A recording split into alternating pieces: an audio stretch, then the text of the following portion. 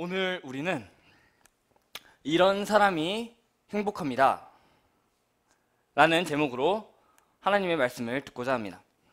혹시 야구 좋아하십니까? 야구? 아, 아니시군요. 네, 아닌 분도 계시고 좋아하는 분도 계십니다. 근데 저는 야구를 가끔 보러 가거든요. 가끔 혼자 이렇게 바람 쐬러 가는데 야구 경기가 막 그렇게 경기 자체가 재밌진 않더라고요. 그래서 혼자 가서 외야에 앉아가지고 저도 모르게 이렇게 자고 깨면은 한 해가 지나 있고 이런 경우가 있어요. 아무튼 그게 중요한 게 아니고요. 그런데 그러한 야구를 또 재밌게 하는 요소가 있죠. 그게 뭐죠? 야구장을 좋아하시는 분은 어떤 게 제일 재밌나요? 가면 네?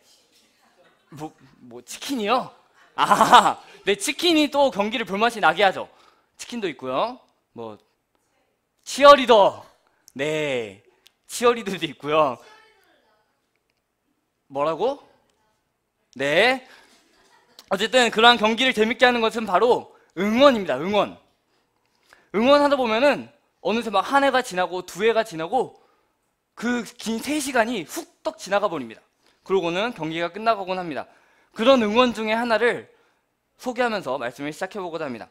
바로 하나 이글스라는 팀의 응원가입니다.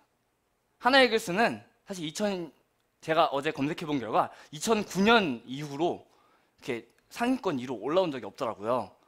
그러니까 최고가 5위 정도까지 했고요. 그 위로 올라오지 못했어요. 총 이제 그때까지는 9팀이었고 어느샌가 이제 10팀이 되었는데 그래도 이제 밑바닥에서 놀던 팀입니다. 절대 제가 하나를 싫어하는 건 아니고요. 참 좋아합니다. 그래서 이제 그 팀의 응원가 중에 이런 응원가가 있습니다. 제가 한번 불러보겠습니다. 나는 행복합니다. 나는 행복합니다. 나는 행복합니다. 이글스라 행복합니다. 이렇게 하고 또 그 다음 절에는 하나라서 행복합니다. 이런 응원가가 있습니다. 이 팀의 팬들은 그 팀이 뭐 꼴등을 하든 9위를 하든 8위를 하든 어떤 순위를 가지든 그저 하나 이글스기 때문에 행복하다고 크게 노래를 하곤 합니다. 오늘 우리가 읽은 시편에서도 시인은 이렇게 노래합니다. 행복하도다 어떠한 사람이여, 행복하도다 이러한 사람이여 라고 말합니다. 오늘 이 시편을 우리가 함께 차근차근 살펴보는 가운데 대체 어떠한 사람이 행복한 사람인지, 그리고 우리가 어떻게 살아가야 할지 살펴보도록 하겠습니다. 먼저 시편 기자는 1절의 말씀을 통해서 행복한 사람이 무엇을 하지 않는지를 가르쳐줍니다. 그것은 3가지로 말할 수 있습니다. 먼저 행복한 사람은 악인들의 꾀를 따르지 않습니다. 잠언 1장 10절을 보면은 잠언 기자가 이렇게 말합니다. 아들아, 악인들이 너를 꾀더라도 절대 따라가지 말아라 라고 말합니다. 그리고 11절부터 쭉 이어서 악인들이 너를 어떻게 깰 건지를 가르쳐줍니다. 이렇게 깬다고 말합니다. 제가 한번 여러분들을 이렇게 꿰어보겠습니다. 한번 꿰어지는지 한번 볼게요. 여러분, 근데 이게 꿰는 거라서 제가 크게 말하면 너무 막 설득력이 없으니까 좀 조용하게 설득을 해볼게요. 여러분, 들리시죠? 네, 우리가 이거 지금 예배가 중요한 게 아니라 나가서 저기 밖에 나가면은 부자가 지나가거든요. 그 사람이 나가니까 이제 숨어 있다가 우리가 확 덮쳐가지고 잡을까요? 그래서 산채로 확 삼켜버리는 거예요. 그 사람을 이렇게 패고 죽여서 그 사람이 가진 것을 우리가 다 가져버리는 거예요. 그 사람이 100억 원이 있거든요. 그 100억 원을 우리가 다 가지면은 교회도 더 커질 수 있고요.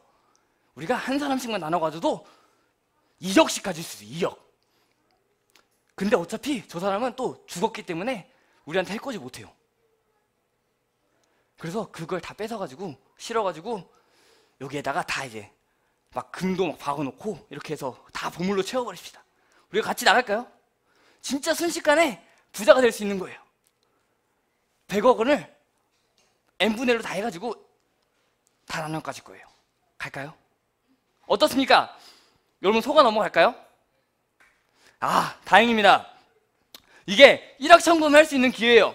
진짜 한 번에 그냥 눈 한번 딱 감고 그 사람을 딱 잡으면은 나 혼자 나한테 2억 원이 돌아올 수 있는 거죠. 그런데 진짜 행복한 사람은 이러한 꾀에 넘어가지 않는 사람입니다. 행복은 이렇게 얻을 수 있는 것이 아니기 때문입니다. 그 행복은 육체적인 만족, 우리가 돈을 가지는 것으로만 끝나는 것이 아닙니다.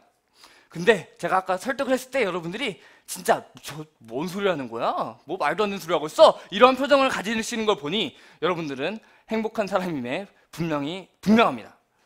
둘째로 행복한 사람은 죄인들의 길에 서지 않습니다. 그들이 생활하는 방식에 참여하지 않는 것입니다. 그렇기 때문에 그들은 그들의 방식에 참여하지 않기 때문에 악인들의 꾀를 따르지 않을 수 있습니다. 셋째로 행복한 사람은 오만한 자들의 자리에 앉지 않는다고 말합니다. 오만한 사람들은 바로 하나님이 없어도 나는 하나님이 없어도 살 수 있어. 너 봐, 지금까지 잘 살아왔잖아. 하나님 없어도 살 수 있어 라고 외치는 사람들입니다. 하나님의 말씀이 없어도 난 하나님의 말씀 하나도 모르는데 난 충분히 지혜로워. 내가 세상에서 가장 지혜로울걸? 이렇게 말하는 사람입니다. 그렇게 그 사람은 하나님의 말씀이 들려올 때 그것을 싫어합니다. 그리고 듣지 않습니다. 오늘 시편을 보면은 악인들, 죄인들, 오만한 자들은 행복하지 못합니다. 그들은 복이 있는 사람이 아닙니다. 그들의 꾀, 길, 자리는 바로 망하는 지름길입니다. 그렇기에 행복한 사람은, 복 있는 사람은 그들의 꾀를 따르지 않고요, 그들의 길에 서지 않고요, 그들의 자리에 앉지 않습니다. 그렇다면 대체 무엇을 한다는 말씀입니까? 우리 2절에서 가르쳐줍니다. 2절 제가 읽겠습니다. 오직 여호와의 율법을 즐거워하여 그의 율법을 주야로 묵상하는도다. 행복한 사람은, 복 있는 사람은 여호와의 율법을 즐거워합니다. 1절의 가르침과 정반대의 가르침입니다. 바로 하나님의 가르침, 하나님의 말씀을 즐거워한다는 것입니다. 악인들이 유혹하던 일확천금의 기회에 혹하지 않습니다. 왜냐하면 그것보다 하나님의 가르침이 더 즐겁기 때문입니다. 죄인들이 가는 길에 서지 않습니다. 왜냐하면 하나님의 가르침이 더 바른 가르침이기 때문입니다. 또한 오만한 자들의 가르침에 마음 놓고 거기에 계속 서 있지 않습니다. 거기에 계속 앉아 있지 않습니다. 왜냐하면 하나님의 가르침이 더 분명하고 더 확실하기 때문입니다. 그래서 행복한 사람은 그 하나님의 가르침을 날마다 주야로, 밤낮으로 묵상합니다. 그렇다면 이렇게 고민하는 사람들이 있습니다. 아니 그렇다면 복 있는 사람이 여호와의 율법을 즐거워해서 주야로 묵상하면은 내가 하루 종일 내가 하나님의 말씀을 이렇게 읽어나가야 하나? 라고 하는 사람이 있습니다. 이렇게 고민하지 않으셔도 괜찮습니다. 주야로 묵상한다는 것은 그냥 날마다 하나님의 말씀을 생각하고 되뇌인다는 것입니다. 음악을 좋아하는 사람은 늘 귀에 이어폰을 꽂고 다닙니다. 그리고 종일 막 이렇게 막 이어폰을 끼고 뭐가 들리는지 하나도 모르겠어요. 근데 이러고 다닙니다. 그것을 행복해해요. 오늘 시편에 복 있는 사람도 그러합니다. 그 사람은 하나님의 율법을 너무나 좋아해서, 하나님의 말씀을 너무나 좋아해서 늘 마음에 그 말씀을 새기고요, 날마다 되새기고 그것을 중얼중얼거립니다. 복 있는 사람 악인들에게 좋지 아니하고 복 있는 사람 악인들에게 좋지 않아 이러면서 혼자 중얼중얼거리고 그것을 행복해합니다. 중얼중얼거리는 데서 끝나지 않습니다. 그런 사람들은 그 말씀을 삶으로 살아냅니다. 그 말씀 가운데에 드러난 하나님의 어떠하심, 하나님의 어떠한 분이신지를 우리가 알고 그것을 기억하고 우리의 삶으로 그 하나님을 드러내고는 합니다. 하나님의 사랑을 주야로 묵상한다면, 그리고 하나님의 말씀을 마음에 새기고 주야로 묵상한다면, 기억한다면 그 사랑으로 우리는 이웃을 사랑하기 마련이라는 것입니다. 3절은 이제 3절을 살펴보겠습니다. 3절은 행복한 사람의 결국을 알려줍니다. 행복한 사람의 마침은 어떠한지를 알려줍니다. 그 삶을 알려줍니다. 행복한 사람은 시냇가에 심은 나무와 같다 라고 말합니다. 시냇가에 심은 나무는 철을 따라서 열매를 맺습니다. 그리고 그 잎사귀가 마르지 않습니다. 그렇기에 형통할 수밖에 없습니다. 이 말을 다르게 하면은 이러합니다. 행복한 사람은 하나님의 말씀을 늘 가까이 하기에 열매가 안 맺히지 않고 열매를 맺는 삶을 살아갑니다 라고 가르쳐 주는 것입니다. 예레미야 17장 7절 8절은 이렇게 말합니다. 제가 읽겠습니다. 그러나 무릇 여호와를 의지하며 여호와를 의뢰하는 사람은 복을 받을 것이라. 그는 물가에 심어진 나무가 그 뿌리를 강변에 뻗치고 더위가 올지라도 두려워하지 아니하며 그 잎이 청청하며 가무는 해에도 걱정이 없고 결실이 그치지 아니함 같으니라. 아멘. 그렇게 말합니다. 네, 이러한 사람이 바로 행복한 사람입니다. 4절에서는 그 반대를 말하죠. 이제 1절에서 3절까지 복 있는 사람은 이러면서 그 사람의 상태를 말했고요. 그 사람의 결국이 어떠한지를 말했습니다. 이제 그 반대의 사람이 등장합니다. 바로 악인입니다. 4절에서 이렇게 말합니다. 악인들은 그렇지 아니하며 라고 말합니다. 더 명확하게 말하자면 이러합니다. 악인들은 절대 그렇지 않다. 3절에서 이제 복 있는 사람은 시냇가에 심은 나무와 같다 그랬는데 악인들은 절대 그렇지 않다 라고 말합니다. 그 사람은 행복한 사람과 정반대의 결국을 나타낸다는 것입니다. 그러한 사람들은 의미 없는 인생을 살아갑니다. 가치 없는 인생입니다. 그래서 바람에 나는 겨와 같다 라고 말합니다. 알맹이가 다 빠져서 버려진, 그래서 이렇게 털면은 털어져 버리는 겨와 같습니다.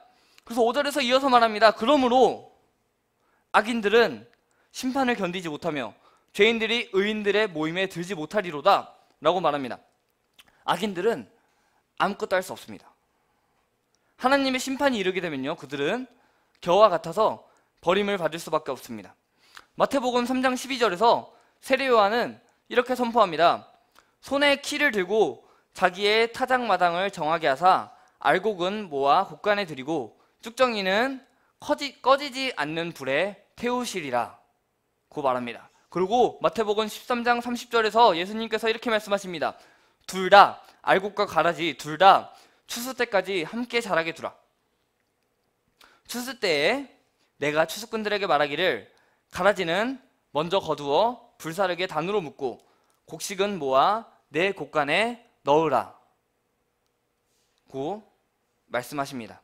이것이 바로 악인들의 결국입니다. 그들의 결국은, 그들의 마침은 행복한 자들의 모임에 들지 못하고요, 그들은 버려져서 불태워지고 맙니다. 드디어 이 시편 1편의 결론부에 다다랐습니다. 6절입니다.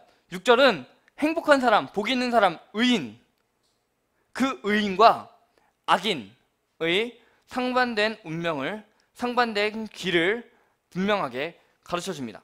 그리고 마지막 절은 함께 읽어보도록 하겠습니다. 시편 1편 6절입니다. 같이 읽겠습니다. 시작! 무릇 의인들의 길은 여호와께서 인정하시나 악인들의 길은 망하리로다. 아멘. 두 길이 있습니다. 하나는요, 여호와께서 인정하시는 길이고요, 다른 하나는요, 망하는 길입니다. 우리는 그래서 늘 주의해야 합니다. 어떠한 길이 하나님께서 인정하시는 길인지 말입니다. 1절에 악인들, 1절에서 말하는 악인들, 죄인들, 오만한 자들이 가져가는 길이 있습니다. 그 길은 굉장히 성공한 길처럼 보입니다. 굉장히 지혜로운 것처럼 보입니다. 일확천금을 하고 어떠한 수를 다 써서라도 성적을 잘 받을 수 있습니다. 어떠한 수를 다 써서라도 돈을 잘 벌 수 있습니다. 그런데 그 길은 망하는 길입니다. 행복한 사람은 하나님이 인정하시는 그 길을 가기에 행복한 사람입니다. 망하는 길로 가는 사람은 행복하지 않고요, 하나님이 인정하지 않으시는 길입니다. 그 사람은 바로 악인입니다.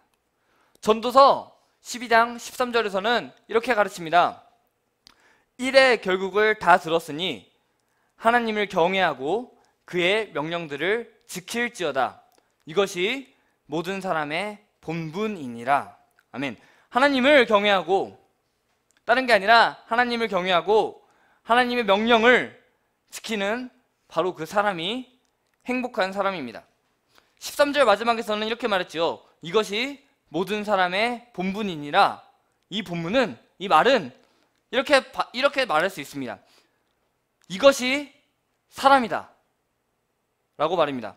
그러니까 다시 말하면은 하나님을 경외하고 하나님의 명령을 지키는 바로 그 사람이, 그게 바로 사람이다. 사람은 하나님을 경외해야 되고 하나님의 명령을 지켜야 한다 라는 것입니다. 그리고 그렇게 살아가는 사람이 하나님이 인정하시는 길로 걸어가는 행복한 사람입니다. 하나님께서 보시기에 의미 있고 내가 살아가면서 행복한 삶, 그것이 바로 오늘 시편 기자가 노래한 그 행복한 사람입니다.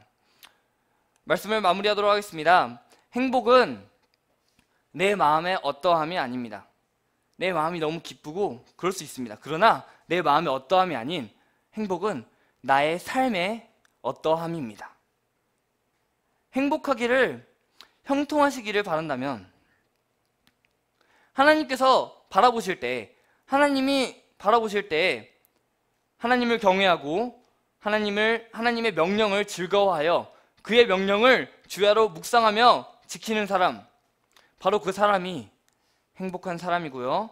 바로 그러한 사람이 형통한 삶을 살아가고요. 바로 그러한 사람이 삶에서 아름다운 열매를 맺을 수 있습니다. 우리 그렇게 날마다의 삶 가운데서 어떠한 순간에 있을지라도 날마다 하나님의 말씀을 주야로 묵상하면서 하나님께 찬양하면서 늘 그 하나님께 붙어 있읍시다.